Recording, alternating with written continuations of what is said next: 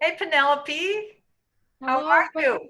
I'm doing okay. How about you, Bettina? I'm doing great. Thank you for being our second resident on Zoom with our life stories. As you know, we've started it in February live, and now we're continuing it with Zoom. And I've heard really good reviews and wonderful comments about the first interview we did with David Daniker.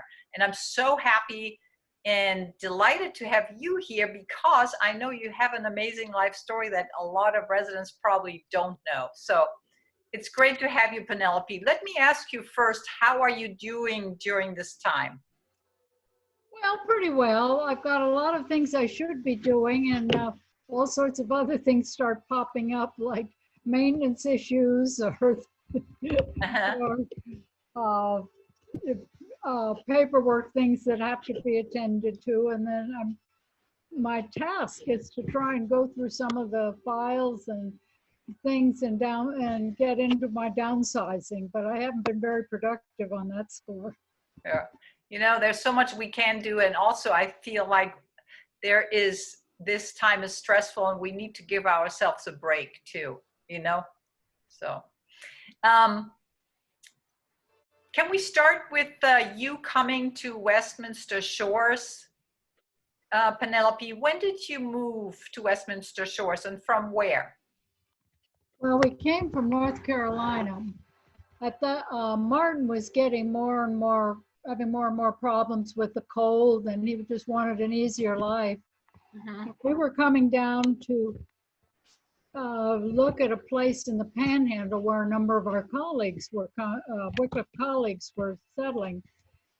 And at the time, Lois McCann was visiting up in North Carolina. Now, she had also been a volunteer with Wycliffe, and she had even sung in our wedding. And she said, well, if you're coming to Florida, you've got to come visit me. And so we went to the place in the Panhandle, weren't really pleased with it, and then came down here. And we stayed in the old Mansfield building, which is where Bay Breeze is now. Mhm. But we took a walk on the seawall, and that sold Martin, and he was going to move heaven and earth to get us here. Oh, And it took 2 or 3 years before we were able to get all the ducks in line and to sell the house and what have you. And we uh-huh. came in March 2011.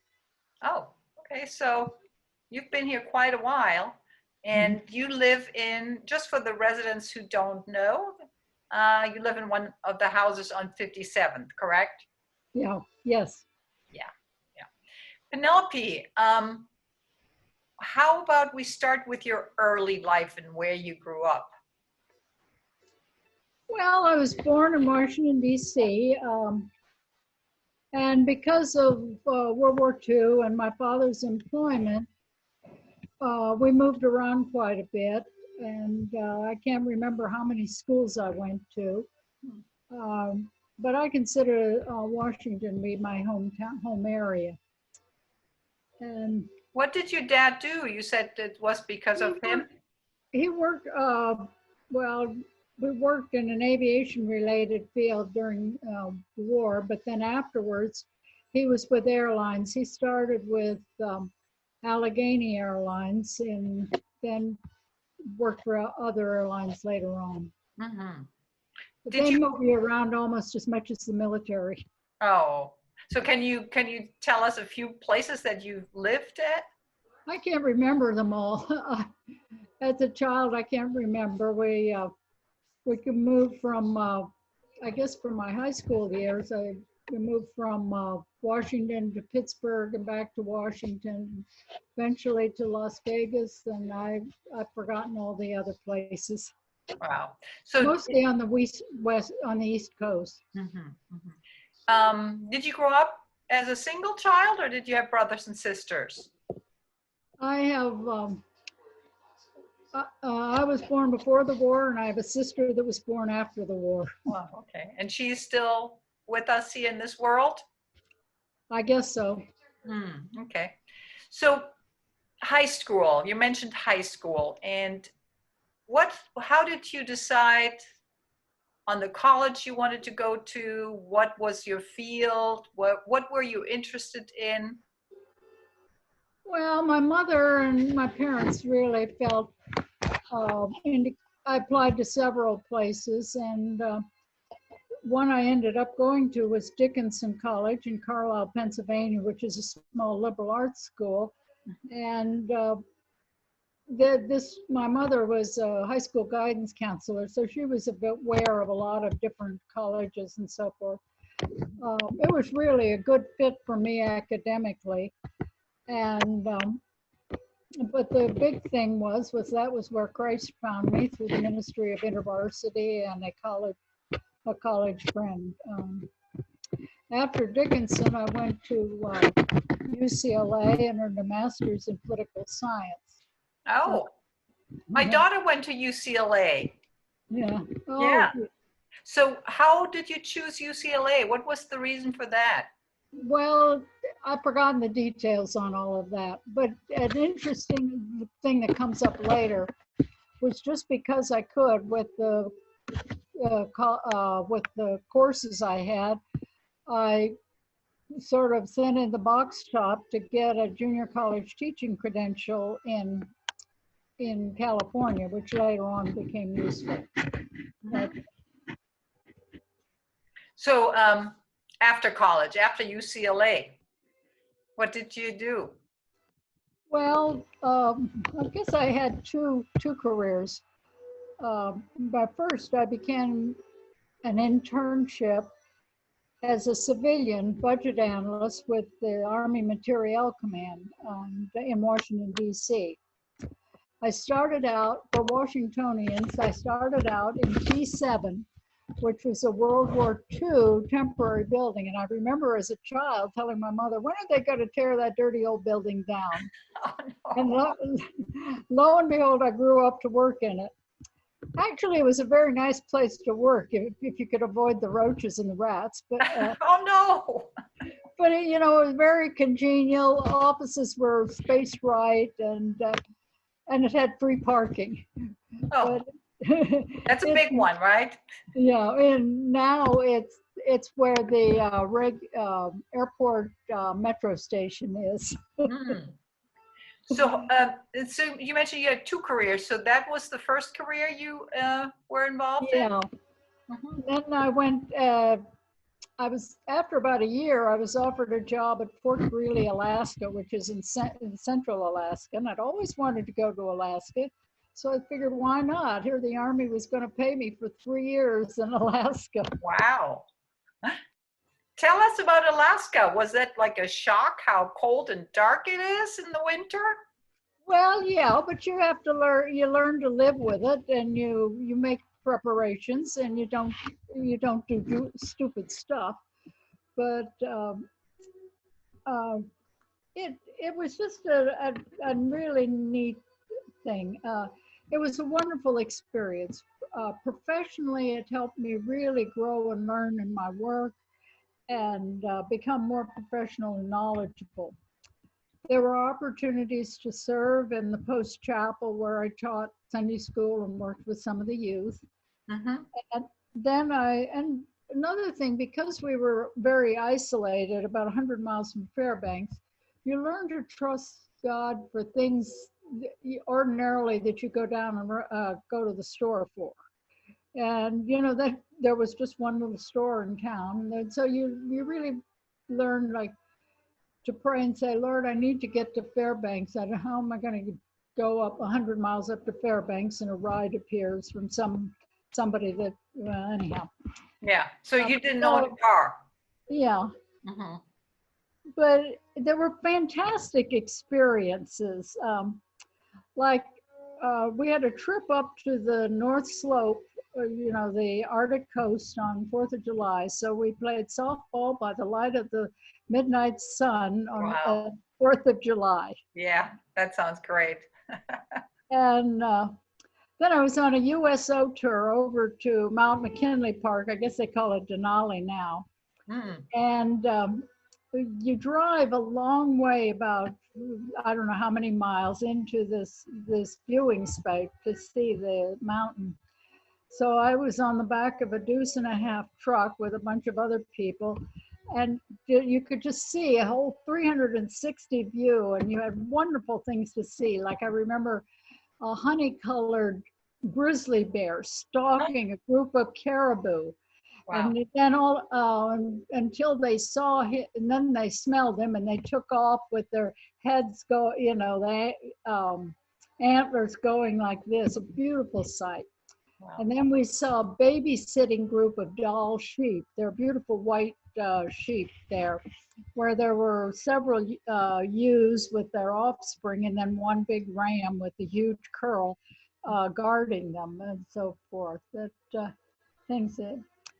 There was a small herd of buffalo near our post, and in mating season, they would come down and wander through the post early in the morning. And I have a picture of a buffalo calf nursing.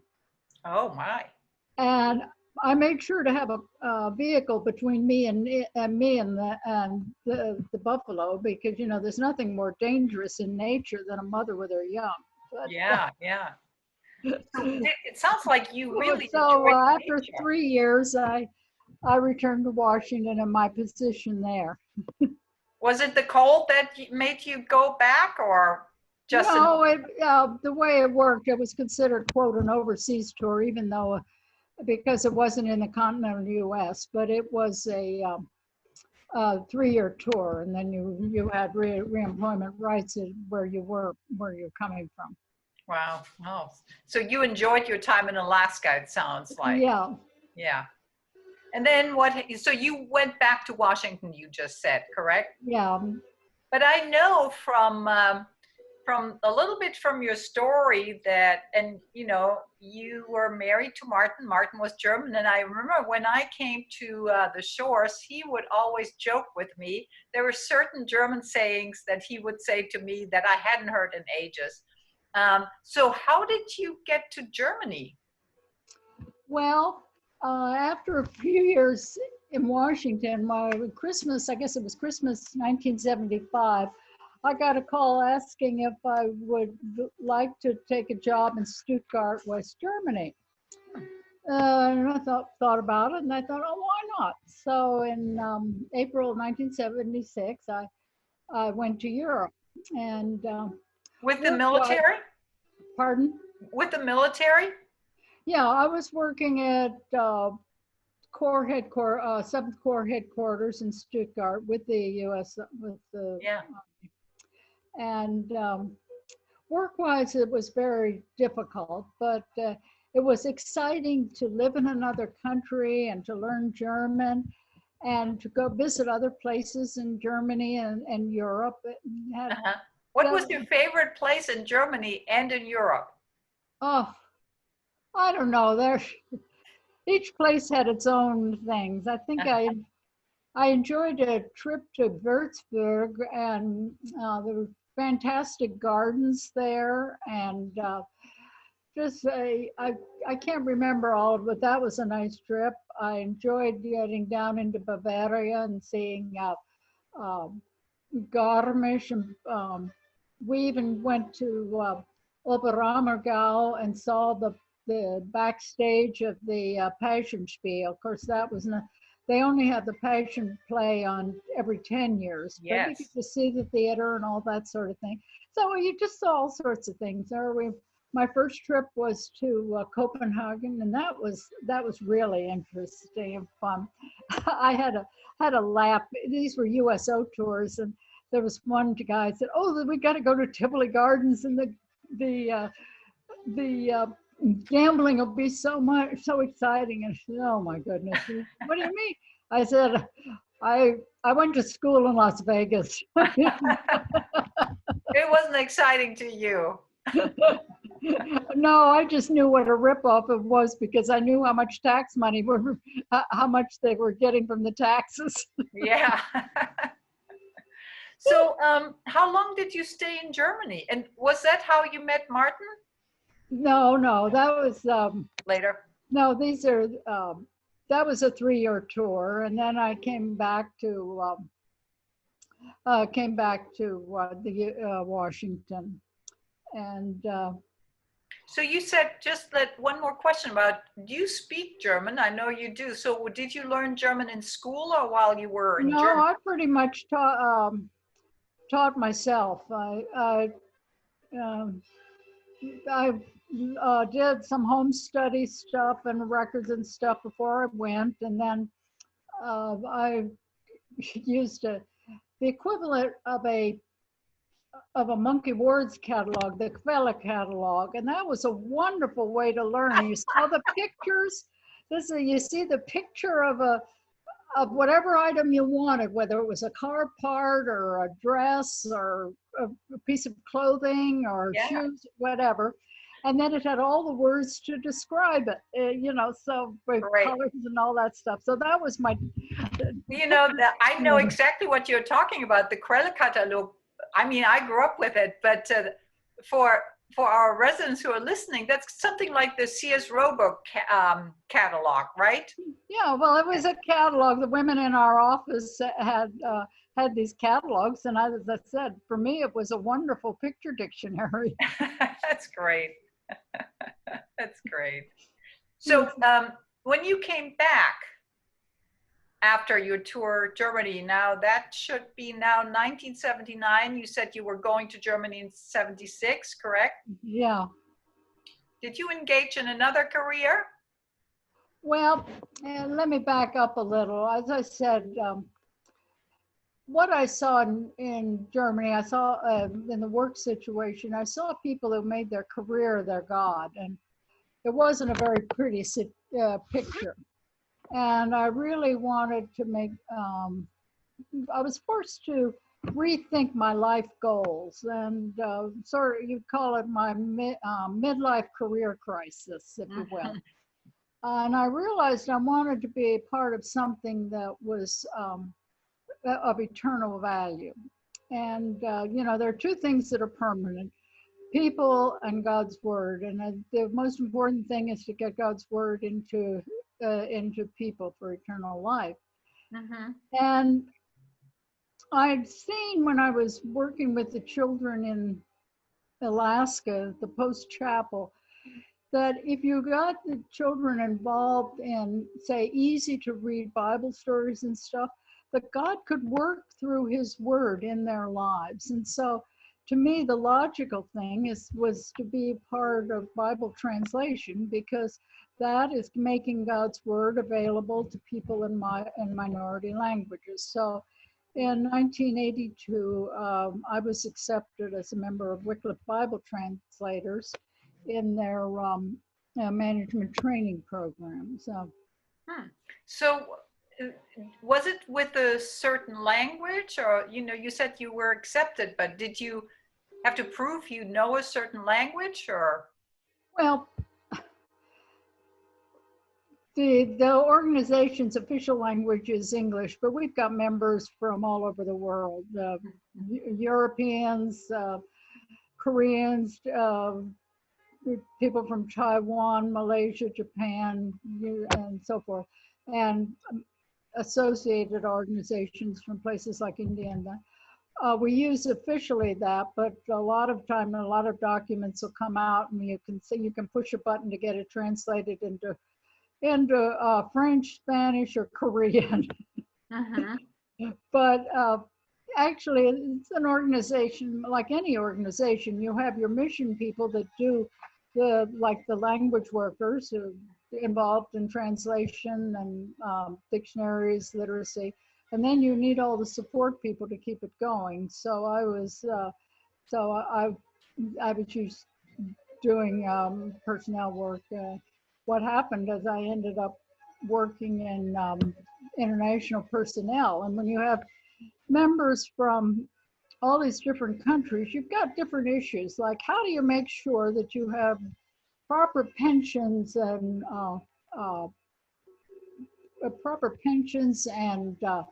home health participation in home health plans for people from all those countries. It's not a one-size-fits-all. In fact, unique to each country. So that was interesting. But then, so that was what I was doing initially there. And was that when you met Martin, or is that still Oh later? no, that's much later. I'm curious about the story and how you met Martin. That'll come. That's the last chapter.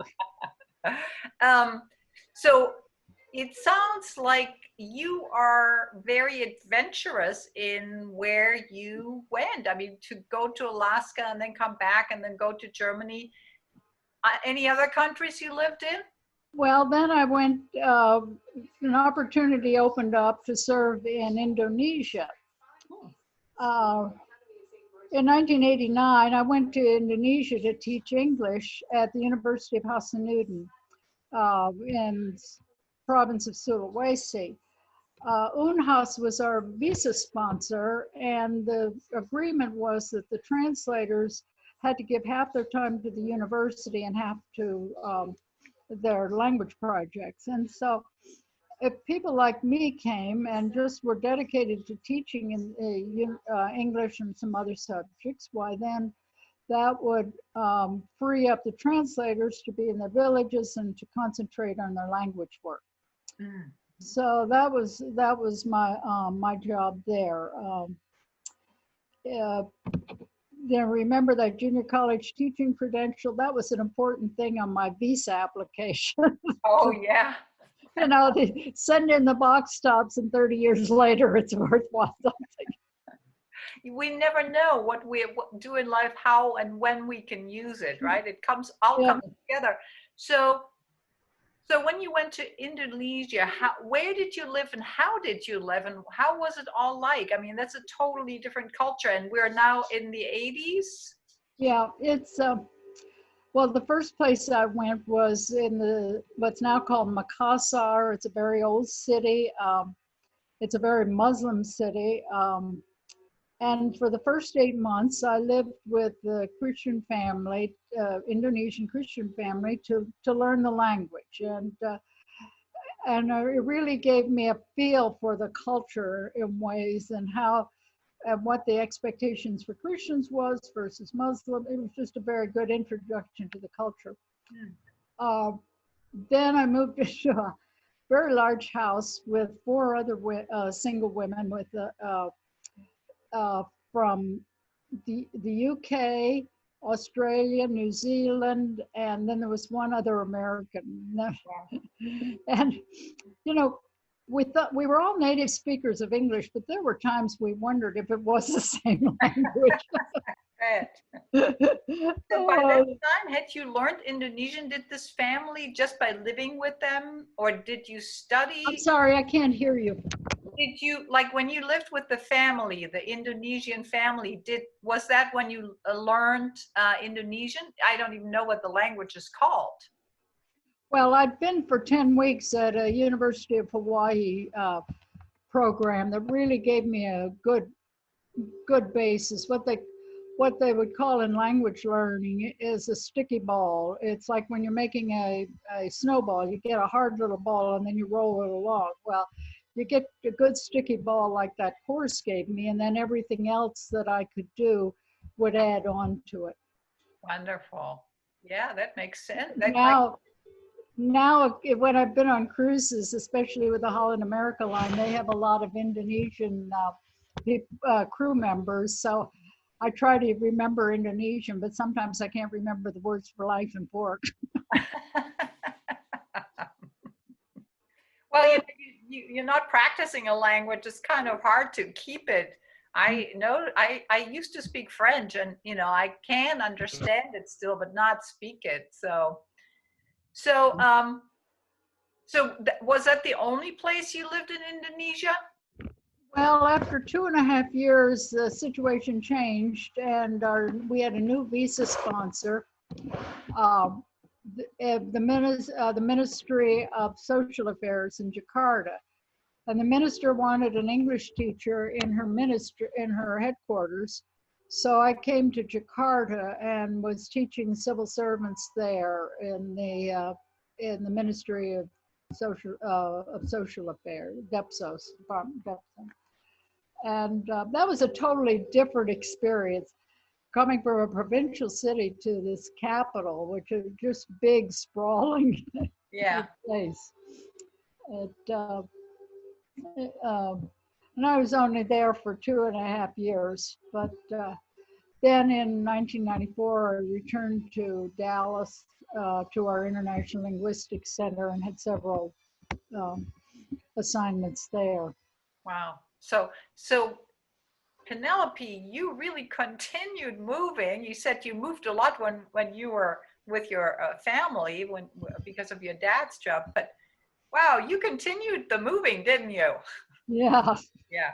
So did they tell you to go to Dallas, or was that there was a job available that you enjoyed? Well, I did several things there. It's kind of hard to, I can't remember all that it is, but then because of some personnel policies and stuff, they said it's time for you to, if you're going to be going overseas, to go back overseas or not. And right about that time, my former boss from Indonesia had become the director for all of our work in Asia. And he wanted me to join his staff in Manila. So you went to live in Manila? Yeah. Wow. And my role there was to manage special projects. In other words, manage the whole process of finding funds for things that weren't in our normal budgetary things, like training mother tongue translators or developing linguistic materials in the national languages of the places we were working, or projects for missionary children's schools, or you name it. There were all sorts of different things, and it was fascinating work. It got me to work with some amazing people in Asia, but also our colleagues from all over the world. And that was just trying to put the funding puzzle together was always just exciting, because while the main contributions came from the United States, there were a lot of other countries involved, and you sort of had to pitch it to where their interests were. Like the British folks were always interested in anything going on in China because of the history of Eric Liddell, the Olympic runner who was later a missionary in China during World War II. He was a famous Scottish hero, Olympic hero. Mm-hmm. Anyhow, so if there was a Chinese project, I always pitched it to them. We had another one, like the Swedish couple. Now the Swedish members, their work between the Lutheran Church and the government, and I've forgotten the connections, but a lot of their funding came from the Swedish foreign aid budget. So he was required to work with a local organization. So he was working with our Filipino organization, the Translation Association of the Philippines, and he, because of his contacts there and his contacts with the Swedish, knowing how to get things done in Sweden, he was able to get them to fund the most advanced computer system for all the publishing and stuff they needed through the Swedish foreign ministry. So you were always balancing and finding these unique things, ways to find funding for them. The Japanese had a different way of doing it, and then the churches in Hong Kong were one of the most generous per capita of any of the groups that you could imagine. I remember they came in with a Christmas present, and everybody was gone, and I had to find ways to use this and get the project through their approval projects process and so forth in order to use this big Christmas gift from the Hong Kong churches. So, Wow. Wow. you What? know, it was an exciting work to do. Oh, Penelope, you didn't even have to tell us that it was exciting. Your face was lighting up and you were just so happy to just the memory of it makes you happy. Yeah, I think it was the most rewarding and job or position I've ever had. It was a real thing to do. That sounds wonderful.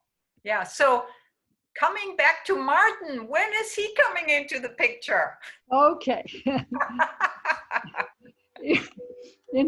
Just a sec.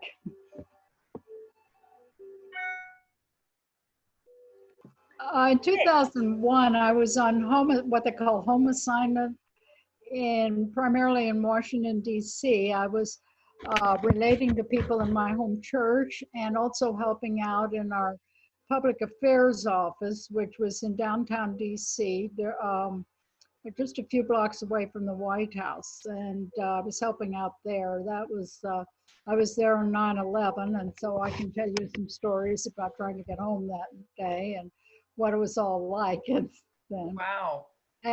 but then the other task I had was to look out and think about where I wanted to land retirement wise, because Dallas was, a good headquarters and stuff, and I'd been okay there, but I really didn't have connections or family or anything there. So I was looking at different places, and of course the DC area is not a place to retire because it's so expensive. Yeah.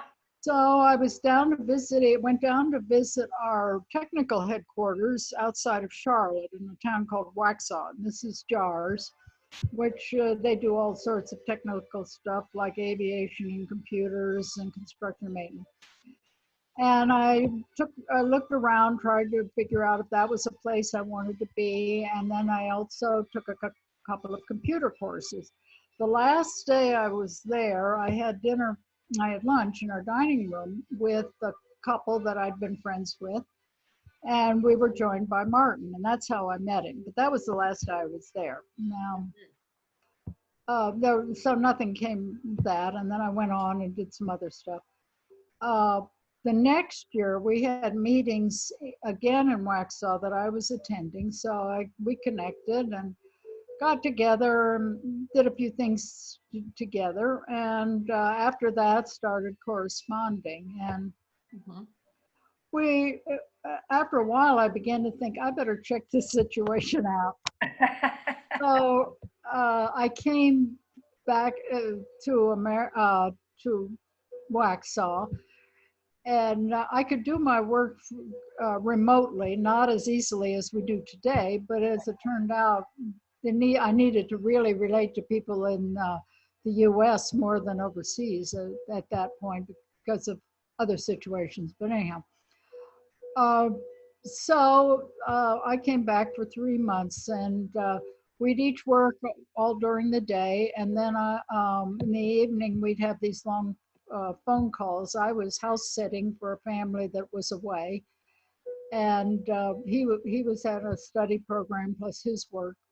And then on the weekends we'd go out and so forth. Then the last weekend I was there, he proposed. Wow. So then and then I had to go back to Manila. And so now we had to figure out how to, with our various responsibilities and so forth, how we were going to arrange a wedding and that sort of thing. And I came back in December, and we were married in January. So. Wonderful. Finally, I know the story. So you got married and you were in the Philippines, but then you came back. And did you then decided to move to Florida, or? Well, what happened was after a month or two, we went back to the Philippines for a year. And I'm really glad. It was really good because then he could see my world, because he hadn't lived in a third world country, and really understanding what it's like to, he had been in Australia with Wycliffe, but that's, and well, there's really cultural adjustment there, but it's not the same. Yeah. Anyhow, then we came back because he wanted to finish his study program, which he did, Mhm. and he got his Master of Theological Studies from Gordon Conwell at age 76. And, Oh, wow. yeah, and he finished his program, and then we both took assignments at Waxhaw, and it was really good. We were busy and happy and so forth. But as I said, he was getting cold, and Mm. that's how we got to the shores. Yeah. Oh, we're back to where we started, how you came to the shores. That's wonderful. Penelope, when you look back on your life, wonderful, interesting, fulfilled life with so many different places you lived and so many experiences, different cultures, two different careers. So, would you say there was a major theme in your life? Well, I think there were basically two of them.